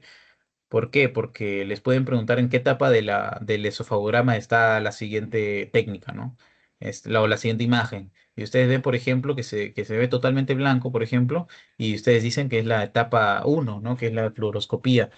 Luego, si es que ven, por ejemplo, estas líneas como tal longitudinales, que son los pliegues, eso ya se ve cuando suspenden el vario. Y finalmente se tiene que, cuando ustedes ven solamente la mucosa y no se ven esas líneas longitudinales, como si se ven acá, mucho mejor con lujo de detalle, y se ve solamente los bordes que solamente hacen referencia a la mucosa, eso ya es el doble contraste. Esa es la principal diferencia, ¿no? Igualmente, ¿no? Cómo toma contraste el paciente y demás, ¿no? Miren, la fase uno y demás, fase uno. Ahora, esto puede tener diverso tipo de grosor, también pueden haber pólipos. Miren estas imágenes de sustracción. Esto ya es el esófago, ¿no? Y demás. Más imágenes, ¿no? Miren, como cuando llega al estómago también, miren acá este nivel. Ya, miren esta pequeña hernia yatal que tiene también. ¿No? Tiene una pequeña hernia hiatal también. Este viene a ser el hiato esofágico, ¿ya? Ahora, la tomografía computarizada te va a ayudar principalmente en los tumores, para ver el grado de estenosis que hay a nivel del esófago y también si es que hay afectación de otros órganos, si hay afectación local, etcétera. Ya, para eso te sirve la tomografía computarizada. En este caso es complementaria a la radiografía. Principalmente la indicación va a ser los procesos expansivos, ¿ya? Procesos expansivos. No sé si tengo imágenes. Miren, este viene a ser el esófago, ¿ya? Acá se ven, por ejemplo, las imágenes. Miren, procesos expansivos, cómo terminan tal vez afectando al pulmón también y demás también. Ya, entonces, se puede hacer una forma de estadiaje de tumores con la tomografía en el caso del esófago, ¿ya? Bien, la atresia esofágica sí es una enfermedad, bueno, es de las enfermedades más comunes que son congénitas. Ya, en las enfermedades congénitas, dentro de ellas se tiene la atresia esofágica. Atresia es que significa que hay como tal una anomalía en el esófago que puede ser por disminución como tal del calibre, puede ser por fondo de saco ciego, puede ser por fístulas, etcétera. Entonces se tienen cinco tipos. Ya se tiene cinco tipos donde el tercero es el más frecuente. El tercero es el más frecuente porque eso corresponde a lo que ven acá, el fondo de saco proximal y fístula traqueoesofágica distal. Miren, por ejemplo, el tipo uno. El tipo uno tiene dos fondos de saco ciego, no tiene ninguna fístula traqueoesofágica. ¿Ya? Tienen dos fondos de saco ciego que no se terminan uniendo. Ya esto es obviamente patológico y grave porque debutan los recién nacidos con intolerancia a la comida, vómitos y demás. Ahora miren el tipo 2. El tipo 2 es una fístula traqueoesofágica proximal con un fondo de saco ciego distal, diferente a lo que dice acá, es al revés. ¿Por qué? Porque en el tipo 3 es el fondo de saco ciego proximal y la fístula traqueoesofágica distal. Esto ya es el tipo 3 también, este es el más frecuente. ¿Ok? Y el tipo 4 viene a ser doble fístula traqueoesofágica, tanto proximal como distal. Posiblemente estos pacientes puedan sobrevivir un poco más, pero realmente se terminan atragantando con la comida, ¿no? Y demás. Igualmente acá, el tipo 5 que estos pacientes ya no tienen ningún tipo de problema, ¿no? La gran mayoría. Se puede solucionar con cirugía más fácil incluso. Ahora, es importante tener en cuenta los factores de riesgo. El principal factor de riesgo va a ser intraútero de esta atresia esofágica, principalmente cuando el paciente está, por así decirlo, entre comillas, englobado por una gran cantidad de líquido amniótico. Recuerden que existe el líquido amniótico y como es líquido se va a ver anecogénico. Es por eso que se ve es por eso que, y aparte como es una técnica no ionizante, no utiliza rayos X, se puede utilizar ecografía en un paciente, en una paciente embarazada porque no le va a generar daño al feto. Y recuerden que como tiene ese líquido amniótico puede estar en gran cantidad como en menor cantidad. ¿Ya? Cuando está en gran cantidad se le denomina polidramnios y cuando está en menor cantidad se le denomina oligohidramnios. ¿Ok? Entonces eso es lo importante de al menos esta parte del diagnóstico intraútero. El polidramnios que viene a ser el aumento como tal del líquido amniótico y te termina generando estas patologías, ¿no? Ahora también se puede hacer un varitado y ver un fondo de saco ciego, ¿no? Un fondo de saco ciego, no termina pasando el vario. Entonces eso ya es patológico, muy patológico. Miren este fondo de saco ciego, ¿no? Igualmente acá, ¿ok? Para la calasia también es una enfermedad común, es una enfermedad del sistema motor como tal, del peristaltismo del esófago, principalmente por una ausencia del pliegue exomentérico y la porción distal, ¿ya? En este caso es distal. No se dilata ni pasa la comida. Entonces, como no pasa la comida, se dilata todo el anterior y te da toda esta apariencia del esófago dilatado con una punta de pájaro, que se denomina punta de pájaro o cola de ratón también, pico de ave, ya igualmente acá. ¿Ya? Se puede diagnosticar con un esofagograma, sí, pero también se diagnostica con una tomografía, ¿no? Te da el signo del pico de pájaro, de cola de ratón. Ya, se tiene que solucionar también, ¿ya? Se tiene que solucionar también, porque obviamente el paciente se va a llenar, bueno, ni siquiera va a terminar de llenarse, ¿no? Porque no pasa al estómago, pero no va a tener tolerancia a la comida y demás, ¿ya? Lo van a ver en gastro también más adelante, por eso no vamos a entrar mucho a detalle, ya nos estamos pasando de la hora. Pero el principal diagnóstico diferencial de la calasia, que la calasia como principal dato y que sí deben memorizarle es el signo del pico de ave de cola de ratón, también le llaman. ¿Ya? Pero el principal diagnóstico diferencial, principalmente en aquellos que viven en Arequipa o que están en constante conexión o contacto con mosquitos y demás, va a ser la enfermedad de Chagas. ¿Ya? Uy, no puedo pasar. ¿Ya? La enfermedad de Chagas. ¿Ya? Bueno, acá son otras imágenes como tal del signo del pico de ave, signo del pico de ave de la calasia, ¿no? Pero el principal diagnóstico diferencial va a ser la enfermedad de Chagas. La enfermedad de Chagas entonces va a ser causada por un parásito, ¿no? El parásito Trypanosoma cruzi, ¿ok? Y este Trypanosoma cruzi va a terminar causando radiológicamente una imagen similar a la calasia. Son neurotoxinas que destruyen el plexo mientérico y puede ser una enfermedad aguda o una enfermedad crónica. En la enfermedad aguda, la enfermedad de Chagas te puede causar como tal lo siguiente, ya hipercontracción, espasmo muscular distal y calibre normal. Sin embargo, cuando tienes enfermedad de Chagas crónico, yo le llamo enfermedad de enfermedad de las megalias, yo le llamo. ¿Por qué? Porque es en la enfermedad crónica de la enfermedad de Chagas que te aparecen los hallazgos tardíos como el megaesófago, es decir, una dilatación anormal del esófago que no se termina de contraer, ya no tiene peristalsis absolutamente, y eso le da la apariencia también del pico de pájaro, y por eso digo que es el principal diagnóstico diferencial. ¿Por qué? Porque estamos en el Perú. Pacientes que viven en Arequipa, por ejemplo, habría que sospechar de enfermedad de Chagas también. Entonces, le llamo la enfermedad de los megalias porque no solo aparece el megaesófago, sino también aparece el megacolon, ¿no? Aparece el megacolon y también aparece bueno, la megacardiopatía chagásica, que es un corazón grande que incluso es disfuncional, no termina generando la correcta función o contracción que debería tener. Entonces termina generando insuficiencia cardíaca, ¿no? Con cardiomegalia. Entonces se le llama cardiopatía chagásica y demás. Y bien, está el espasmo esofágico difuso que se termina dando en pacientes que tienen factores mal controlados, etcétera, ¿no? Entonces es uno de los más comunes. Son contracciones esofágicas no propulsivas, simultáneas. Secuela, también se puede ver en secuela de accidente cerebrovascular y meningitis, que básicamente tiene este signo en sacacorchos, por así decirlo, ¿no? Que termina generando como tal una serpentina, ¿no? En el esófago como tal. Acá se ve mucho mejor. Una serpentina en el esófago. Eso sí les pueden preguntar, ¿no? Esto sí les van a preguntar posiblemente. Miren cuando suspenden el vario, cómo se ve totalmente un poquito bien, como que serpentiginoso, ¿no? Ese ya es más sensible de un espasmo esofágico difuso.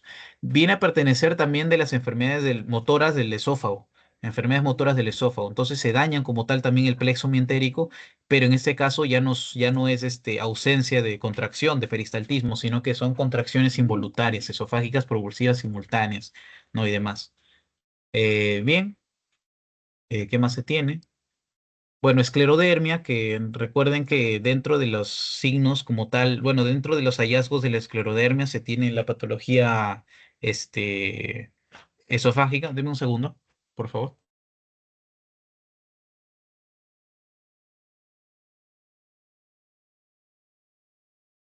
Ya disculpen. O sea, la esclerodermia, perdón que haya interrumpido la sesión, pero la esclerodermia es una enfermedad autoinmune, ¿ya? Que tiene sus maneras de atacar al paciente, pero van a ver ustedes de que todos los pacientes con esclerodermia van a, van a tener interconsulta gastro. ¿Por qué? Porque estos pacientes no van a poder pasar la comida, ¿ya? Porque también ataca al esófago esta enfermedad autoinmune. Entonces, dentro de toda la gama de enfermedades, bueno, de toda la gama de manifestaciones que te puede dar, está la de no tener ondas de propulsión y el músculo liso atrofiado del esófago, ¿ya? Entonces, básicamente van a ver un esófago bien reseco, que no se mueve a la endoscopía, incluso que ni siquiera va a poder pasar la endoscopía, necesita mucha lubricación, porque es reseco, lamentablemente se vuelve feíto y demás. Le duele al paciente comer incluso, ¿ya? Esos son los pacientes, por ejemplo, que tienen pico de pájaro, ¿no? Se le denomina la fasis en pico de pájaro. También tienen el síndrome bueno, el signo de Raynaud, que se terminan poniendo azules sus dedos, la punta de los dedos y demás, ¿no? Entonces eso, prácticamente, incluso tienen enfermedades pulmonares, ¿no? Se les fibrosa el pulmón y demás. Bueno, se puede ver así. Repito, o sea, esto ya es más endoscópico, por eso le estoy tratando de pasar más rápido esto, ¿no? Signo del esófago en tubo rígido o en cañería. Eso dice la teoría, pero realmente es muy difícil verlo y demás. No creo que les pregunte, pero por si acaso sí recuerden el signo como tal, porque les pueden preguntar el signo de la esclerodermia es tal, el signo del esófago en tubo rígido en cañería. Y el divertículo de Senker, que es básicamente el fondo de saco ciego, ¿no? Fondo de saco ciego cervical. Esto se da, por ejemplo, en pacientes que son pacientes mujeres anémicas, ¿no? Principalmente que se da por polimenorrea, ¿no? Los pacientes que lamentablemente menstruan mucho terminan generando por alguna razón este divertículo de Senker, ¿ya? Que básicamente la comida se termina depositando ahí y esto puede terminar generando mal olor, o sea, mal aliento, olor malo al aliento y demás. Se puede diagnosticar con un examen varítado, un esofagograma. Y acá sí se puede diagnosticar con esto. Es un fondo de saco ciego principalmente. No es una atresia. ¿Por qué? Porque si ven acá. No es que sea un fondo de saco ciego y una fístula, no. Si se quedara solo acá solo se quedara acá el fondo de saco ciego, ya piensen en fístula. No, o sea, perdón, en atresia. Pero si es que ven esto y que también está pasando el contraste por el esófago, significa que no es una atresia, sino que también, bueno, sino que es un divertículo de Schenker, ¿no? Acá también miren cómo pasa el contraste y demás. En una atresia no pasa el contraste, ¿ya? En una atresia no pasa el contraste. Igualmente acá, ¿no? ¿Qué más se tiene? Los divertículos por pulsión, que en este caso son imágenes de edición, varias bolitas, ¿no? Que van a poder ver ahí, varias bolitas. No sé si hay otra imagen. Bueno, no se ve mucho, pero son divertículos, básicamente, imágenes de edición. Y también se tienen los divertículos por tracción, que en estos casos ya son imágenes de sustracción, que roban el espacio de la luz. Estos son los más frecuentes, ¿no? Miren, son bolitas, bolitas, bolitas, bolitas, bolitas que van hacia adentro, que le roban algo de luz al esófago. ¿Ya? La hernia esofágica, que en estos casos ya el diagnóstico sí se puede hacer con esofagograma, ¿ya? Donde el estómago pasa por el hiato esofágico hasta la cavidad torácica. Esa es la hernia esofágica. Está pasando por el hiato esofágico, ¿ya? Y demás. Miren, esto viene a ser el fondo del estómago, está pasando por el hiato esofágico y termina generando esto. Estos pacientes son crónicos en cuanto a a las enfermedades por reflujo. Estos pacientes tienen síntomas de reflujo constantemente, no sanan bueno, pueden sanar, pero realmente hay un gran porcentaje que no termina sanando con el tratamiento conservador. Algunos pacientes ya se van a cirugía, ¿no? Para poder solucionar esto. A ver, acá se ve mucho mejor, miren, ¿no? Miren cómo el fondo del estómago está pasando por el hiato esofágico hacia arriba. Y acá genera los pliegues, ¿no? Y demás. Igualmente acá, ¿no? Está pasando por el hiato esofágico y termina generando esta luz de acá, ¿no? Luego está la hernia de Morgani, que viene a ser una enfermedad retroesternal, que es básicamente o sea, es mediastinal más que abdominal, ¿ya? Pero igual es importante porque está pasando las estructuras del intestino delgado hacia el espacio retroesternal. Ese es hernia de Morgani, es parte del mediastino anterior, pero es importante porque a veces se puede estrangular y generar obstrucciones también. Los pacientes normalmente nacen con esto, ¿ya? Este es algo congénito. No hereditario, congénito, ¿ya? Está pasando al mediastino anterior. Esta intestinal, mira cómo se dilata, posiblemente porque se haya obstruido también. Ya, ahora, estas infecciones no se diagnostican con esofagograma, se diagnostica con endoscopía. Ya, sí, acá que esto lo vamos a pasar más rápido. La endoscopía sí les va a ayudar a diagnosticar herpes, VIH, citomegalovirus, cándida. Hay cándida esofágica, incluso se pueden ulcerar. Miren, si ustedes ven esofagograma con úlceras, háganle una endoscopía también para ver si es que hay o no si es que hay, por ejemplo, placas blanquecinas para ver si es que es cándida, etcétera, etcétera, etcétera.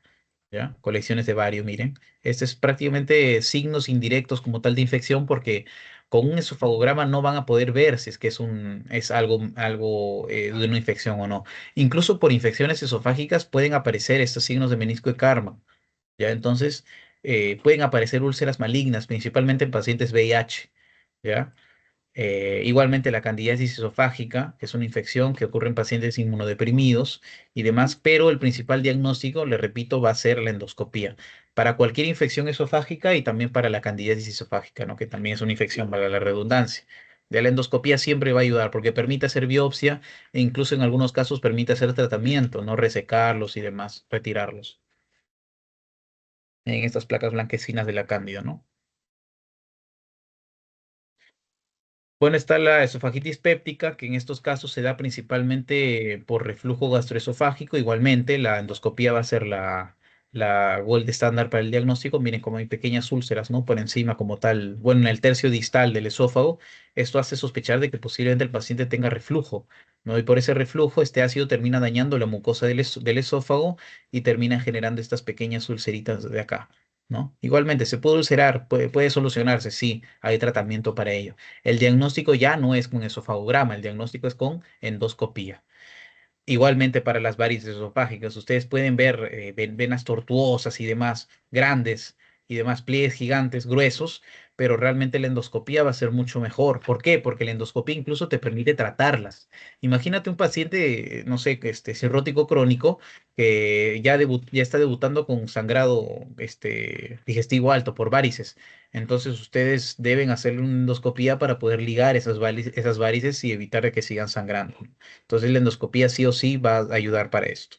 Igualmente te da el aspecto serpentiginoso que te puede dar la enfermedad difusa motora también del esófago, pero realmente para la enfermedad motora difusa sí es necesario el esofagograma y otras técnicas, pero para las varices no, mejor una endoscopía, ¿no? ¿Qué más se tiene? La esofagitis cáustica, que también te da un aspecto de pico de pájaro, se da en pacientes que lamentablemente se someten a intentos de suicidio que terminan, no sé, tragando materiales corrosivos para la mucosa. Entonces se genera esta estenosis de manera rápida porque está pasando un material corrosivo. Entonces, ¿qué hace el cuerpo? ¿Qué hace el esófago? Se cierra. prácticamente se estenosa todo lo que pueda para que no pase más material. Es por eso que se hace lavado gástrico, ¿no? Se hace, bueno, los pacientes que terminan ingiriendo estas sustancias, se hace el lavado gástrico para quitar todo lo que está por encima de la estenosis y obviamente ya dilatar esto para hacer más lavado más abajo, ¿no? Lavado más abajo. Igualmente acá, mira, prácticamente no está pasando el contraste. Eso significa que es una esofagitis cáustica, posiblemente. Es una estenosis distal marcadísima. Prácticamente no va a pasar absolutamente nada. Ya miren, de primer grado, segundo grado y demás. Y luego está la esofagitis de Barrett. La esofagitis de Barrett viene a ser ya una metaplasia como tal del epitelio poliestratificado no queratinizado del esófago y que está prácticamente a un paso de ser cáncer, ¿no? Si es que si es que ya no lo es, ¿no? Entonces habría que tener cuidado con esto. Igualmente, la endoscopía va a ser la diagnóstica acá. Mire, por ejemplo, este viene a ser la mucosa normal del esófago, solo para que lo tengan presente. Igualmente lo van a ver en gastro cuando lo lleven. Mire, por ejemplo, esta es la mucosa normal del esófago bien rosadito y demás. Pero miren toda esta alteración de la mucosa que ven acá, ¿no? En el esófago. Este ya es el hiato esofágico, ¿no? Miren toda esta alteración de la mucosa. ¿Esto qué significa? Que se ha metaplasiado, ya no es un epitelio esofágico, sino que es un epitelio intestinal, ¿ya? Porque el intestino sí te aguanta el ácido. Es por eso que se metaplasia, se cambia el epitelio hacia un epitelio intestinal para poder sobrevivir a tanto ácido que está regurgitándose, ¿no? Desde el estómago, ¿no? Esto es metaplasia, se convierte en displasia y se convierte en cáncer, adenocarcinoma. Entonces habría que tener cuidado con eso también, es un paso antes del cáncer, ¿ya?